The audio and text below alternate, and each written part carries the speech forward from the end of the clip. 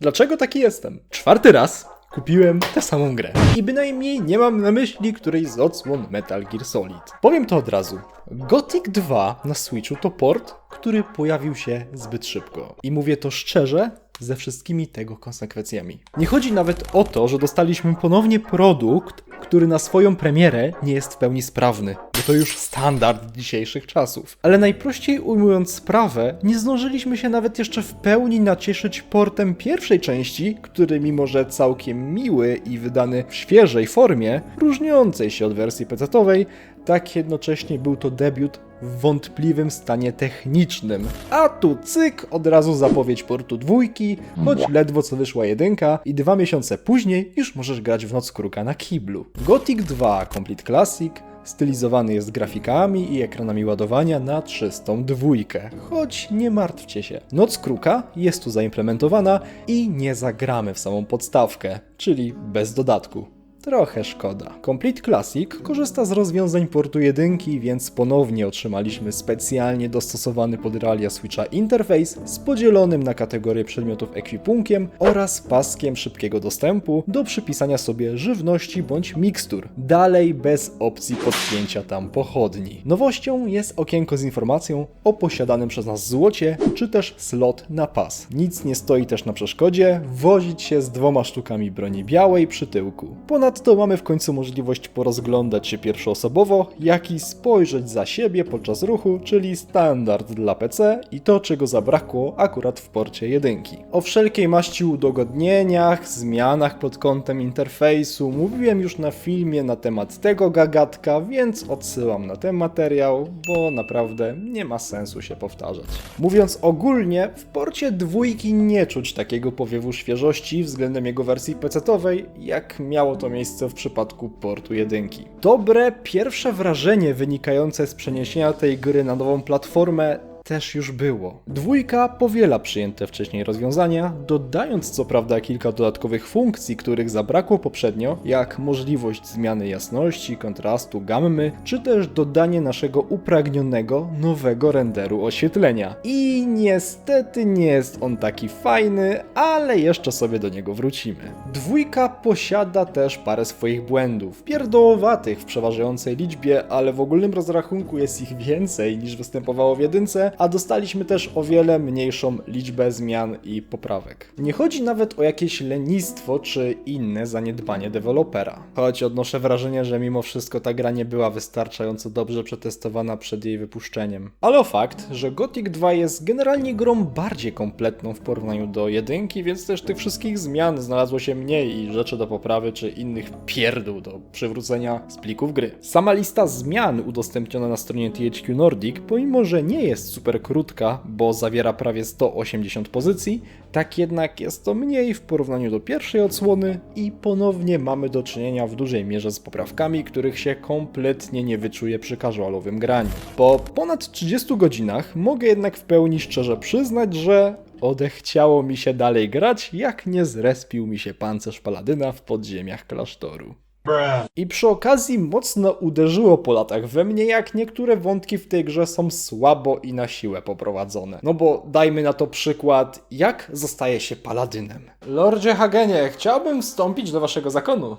W naszym zakonie mogą służyć jedynie najmężniejsi i najszlachetniejsi z wojowników, więc udowodnij, że się nadajesz. No, tak się składa, że wracam z Górniczej Doliny, by dowiedzieć się, jak wygląda sytuacja na zamku i przynieść ci informacje o Rudzie, nie wspominając o tym, że przekradłem się przez całą armię orków, gdzie wielu twoich panów zginęło od byle pierdnięcia. Tak, ale umawialiśmy się, że dostaniesz oko i nosa, więc leć męczyć bułę Pyrokarowi po ten święty artefakt, który latami trzymany jest w tajemnicy w podziemiach klasztoru.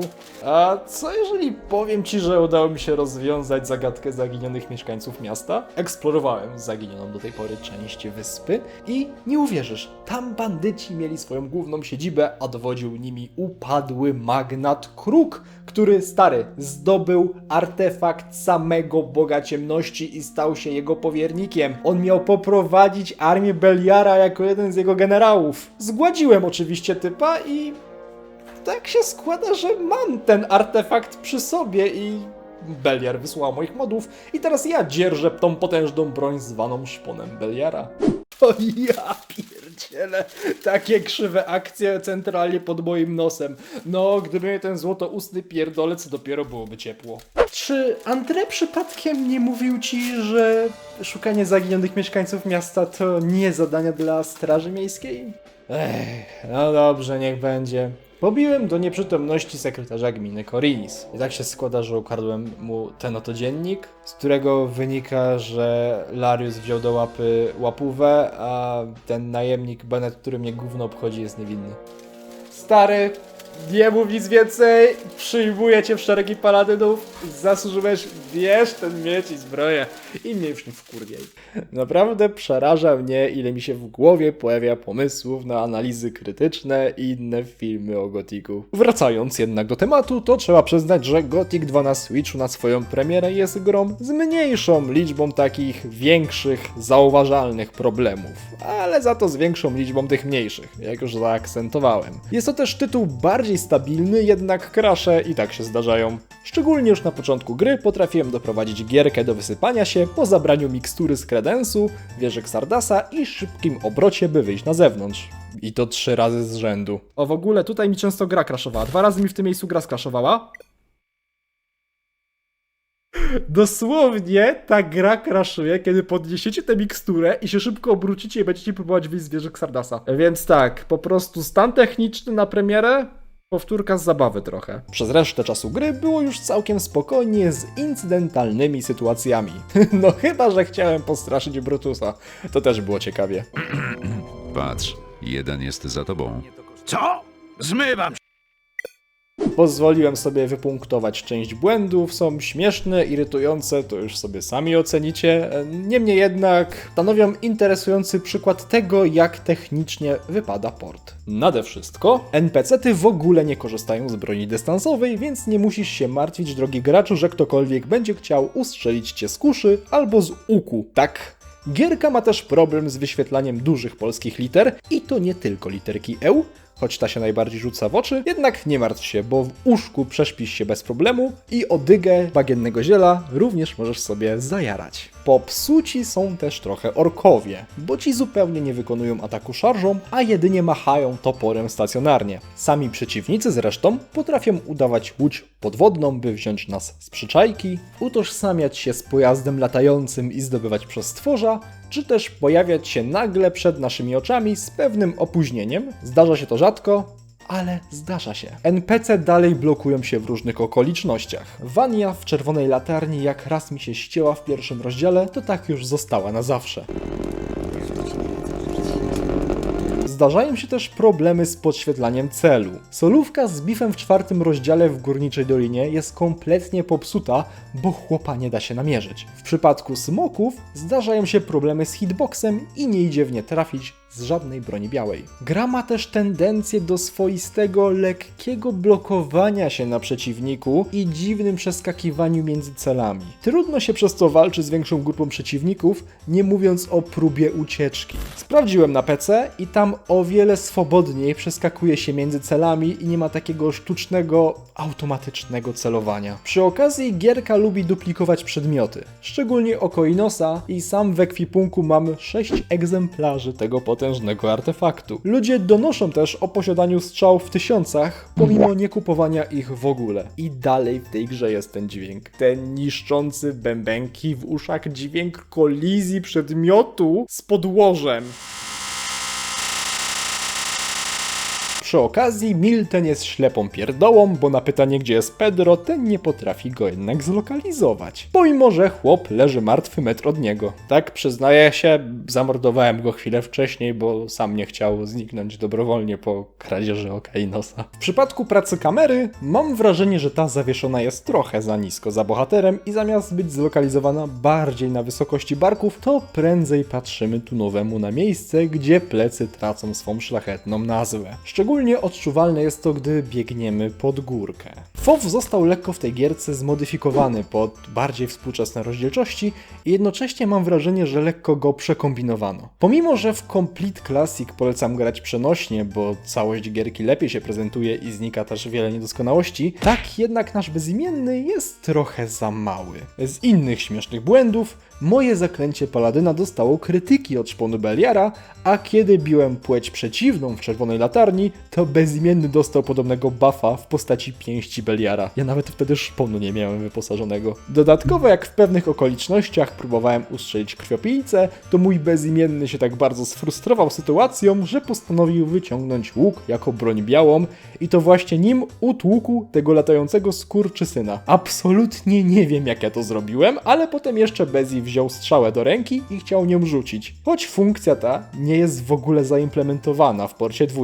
Jak sami widzicie, w tym porcie naprawdę idzie się dobrze bawić. Ale nie opowiedziałem wam jeszcze o najlepszym, bo największym hitem było, jak na moim save'ie zresetował mi się cały obszar Korinis do stanu z pierwszego rozdziału. Otóż zacząłem sobie 4. rozdział. Chwilę pogadałem z łowcami smoków i wróciłem do Korinis podekspić postać przed ubijaniem smoków. Wróciłem do Górniczej Doliny i kiedy chciałem z powrotem udać się do Korinis, to podczas ekranu ładowania odpaliło mi się intro jak przy uruchomieniu nowej gry.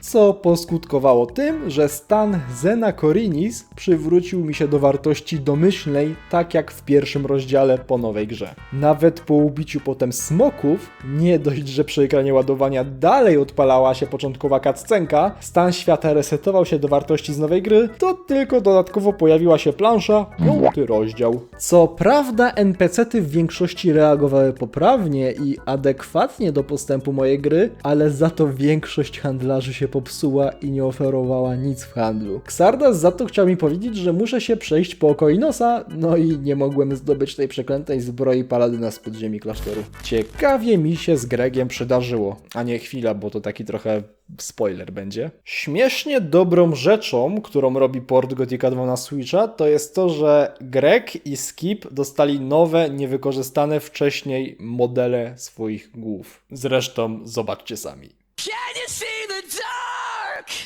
Can you fix the broken? Can you feel? Can you feel?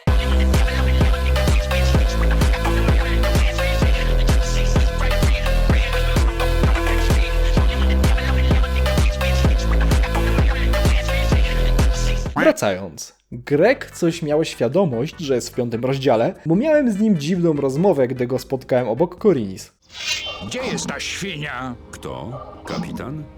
Jest tutaj. No to zrób przejście. Potem wystartował, nie oglądając się za siebie, i jak gdyby nic wbiegł do Korinis. Zacząłem chłopa śledzić przez całą drogę i jego przystankiem końcowym była kryjówka Dextera. Tam znowu chwilę do mnie pogadał. A gdzie teraz poszedł? Był tutaj. Więc idź go poszukać.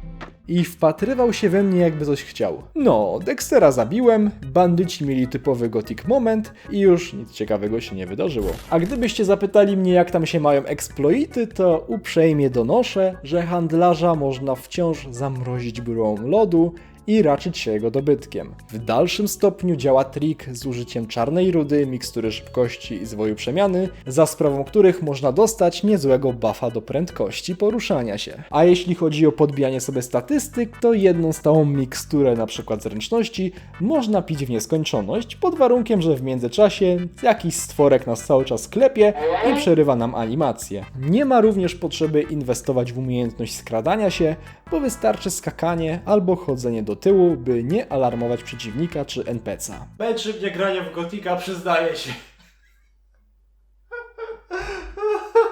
Czego ja dalej sobie to robię, jak gram tę grę? Dobra, bo Gothic 2 na Switchu generalnie ma kilka swoich mocnych cech i przyznaję to szczerze, to nie jest tak, że gierka jest do kosza, do wywalenia, no bo miło się generalnie w to gra, jak ktoś chce odświeżyć formę i lubi tę grę, jest fanem, będzie zadowolony. Ja po prostu generalnie nie lubię partactwa i kiedy deweloperzy wypuszczają niedokończone tytuły, a to się bardzo często zdarza, więc stąd moje marudzenie, więc to nie tylko dlatego, że Bo Gothic tylko w beznadziejnych czasach żyjemy. Teraz to dopiero boomerowo wyszło, że kiedyś to było, ale w sumie jak się zastanowicie, to we wszystkie gry, które aktualnie gramy, to albo są sequelem czegoś, albo remake'iem czegoś. Część z was na pewno jara się GTA 6, nie? Kiedy Rockstar wydał ostatni raz jakiś całkowicie nowy, świeży tytuł, świeże IP? Kiedy Bethesda wymyśliła coś nowego, co nie jest klonem Morrowinda? Czekacie na remake Gothica, co nie?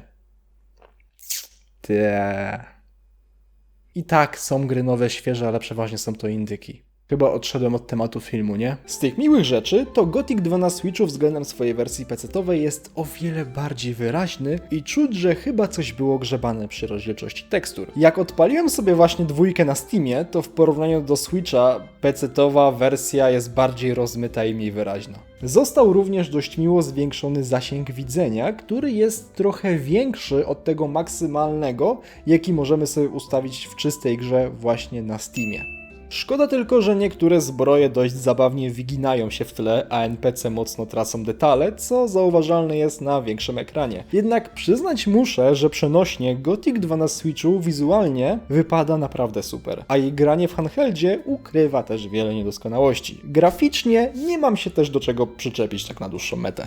Jest miło. Dostrzegam jednak w wersji switchowej mały problem z zasięgiem rysowania obiektów. Te potrafią chamsko pojawiać się przed naszymi oczami, ale dzieje się to tylko wtedy, gdy odpali się grę przenośnie na trybie jakości. Jest to pewnie jakiś feature mający na celu odciążyć konsolę, ale działa bez sensu. Po przestawieniu się do trybu wydajności, czyli bez nowych cieni, dalej jest to samo. Obiekty wciąż pojawiają się 10 metrów przed nami. Podpięcie konsoli pod zasilanie również tego nie poprawia. Jaki jest zatem sposób? Wyłączyć tryb wydajności i zresetować całą grę. Wówczas obiekty już nie straszą nas nagłym pojawieniem się i to niezależnie czy dalej gramy przenośnie czy na telewizorze. Generalnie głupia sprawa. Przyczepić można się jednak do płynności gry. Pomimo, że gierka ma dwa tryby, wydajności oraz jakości i właśnie w trybie wydajności stara się jednak trzymać te 60 klatek na sekundę, to nie trzyma tych wartości cały czas i dropy się zdarzają, szczególnie gdy mamy więcej efektów wizualnych na ekranie. Poszukiwacze ze Słonecznego Kręgu pozdrawiają.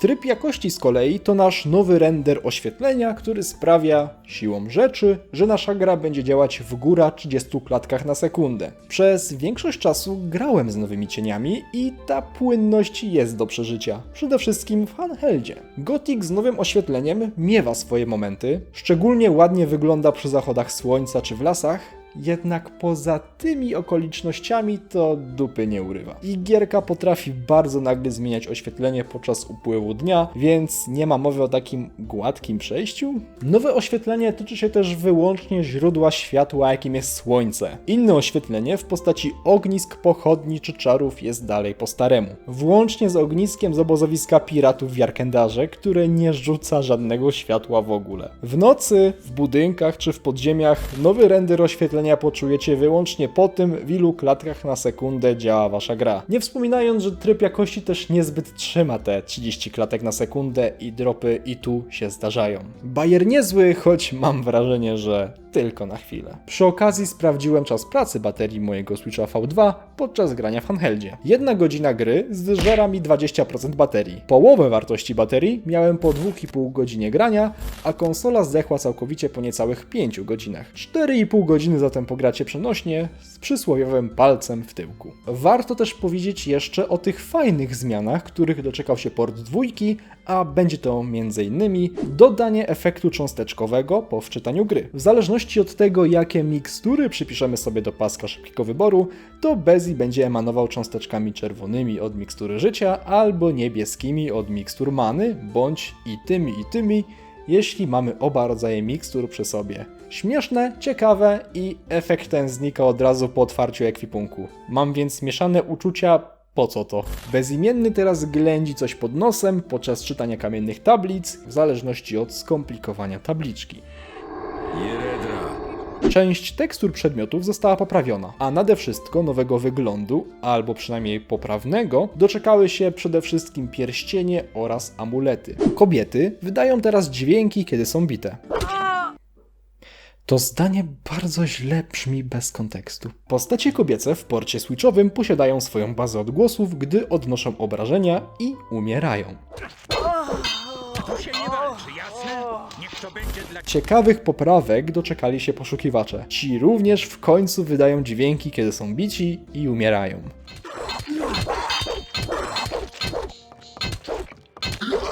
Dodatkowo, kiedy rozmawiają z naszym bezimiennym, ten teraz ma dwie animacje zwijania się z bólu. Szkoda tylko, że zniknęła całkowicie czerwona poświata podczas tych pogaduszek z nimi. Niemniej jednak, sprawa poszukiwaczy jest na duży plus i te zmiany naprawdę czuć. NPC-ty starają się mieć trochę więcej emocji na twarzach. Animacja zmarszczonych brwi zdaje się być częściej wykorzystywana w tej wersji Gotika, choć nie we wszystkich okolicznościach, w których by to pasowało. Niestety też kamera jest na tyle oddalona od postaci podczas rozmowy, że trudno to dostrzec, szczególnie w trybie przenośnym. Inna ciekawa i drobna zmiana to uderzający w tle piorun podczas rozmowy z Huno. Trafił mnie cholerny piorun. Ciągle mi się zdaje, że go słyszę. Później dowiedziałem się, że znalazł mnie Torus i zabrał ze sobą. A po wczytaniu gry martwe NPC mają 50% szans, że będą leżeć na plecach albo na brzuchu. W grze możemy usłyszeć też odrobinę więcej dialogów w kilku okolicznościach, wedle informacji podanych na stronie THQ Nordic. No i rzeczywiście, bezimienny ma na przykład dodatkową kwestię dialogową, gdy nie posiada klucza do jakiegoś kufra, a próbuje go otworzyć. Potrzebuję do tego klucza.